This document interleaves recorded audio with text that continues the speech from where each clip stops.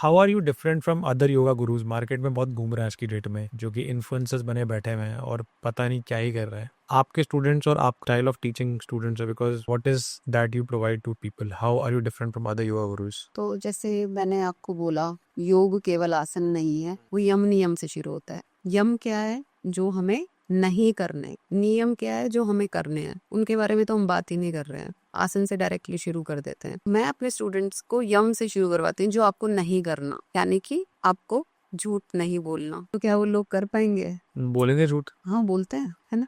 लेकिन मैं ट्रेन करती हूँ अपने स्टूडेंट्स को कि नहीं नहीं करना। तो अगर आप रोज रोज याद दिला रहे हो कि ये नहीं करना और ये करना है, तो कहीं ना कहीं हमारा माइंड ट्रेन हो रहा है। और बाद में मैं उनसे जब डिस्कस करती हूँ क्या चेंज आ रहा है, कुछ समय बाद तो चेंज आने शुरू हो रहे हैं उनके अंदर, इमोशनली चेंज आ रहे हैं। वो पहले से ज्यादा अच्छी तरह डील कर पाते हैं। किससे? अपनी सिचुएशन से डील कर पा रहे हैं, अपने कॉलीग से डील कर पा रहे हैं, अपने हस्बैंड से डील कर पा रहे हैं, अपनी वाइफ से डील कर पा रहे हैं, अच्छे से कर पा रहे हैं। और डेली अगर मैं उनसे पूछती हूँ कि what is the positive point of today, अभी आप उठ के आए हो मेरे पास क्लास करने के लिए, तो अभी तक क्या था, तो उसमें से भी वो ढूंढ के बता देते हैं। वो सिर्फ 1 घंटा हुआ है उठे हुए, फिर भी उनको पता है कि पॉजिटिविटी क्या है। तो वो पॉजिटिविटी क्या है उनके उठने के बाद? कि उन्होंने अपने बच्चे को अच्छे से तैयार करके भेजा, आज वो खुश होके गया, ये मुझे बहुत अच्छा लगा। ग्रैटिट्यूड। Gratitude, positive. मेरे को एक ही बात अच्छी लगती है कि जब भी आप ग्रेटिट्यूड में हो ना, तो आप स्वर्ग में हो, और जब आप ग्रेटिट्यूड में नहीं हो ना, तो आप नरक में हो।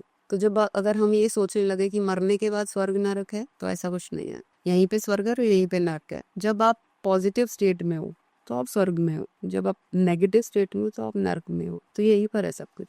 Very good, very nice. आपके स्टूडेंट्स सबसे ज़्यादा आपको किस चीज़ के लिए याद करते हैं? बिकॉज नॉर्मली मैं यूट्यूब एक एक 30 डेज का होता है, मैं वो कर लेता हूँ, या 15 दिन का योगा चैलेंज या 10 दिन का योगा चैलेंज कर लेता हूँ, उसका तो मेरा हो जाता है। मैंने कोविड में बहुत करे थे।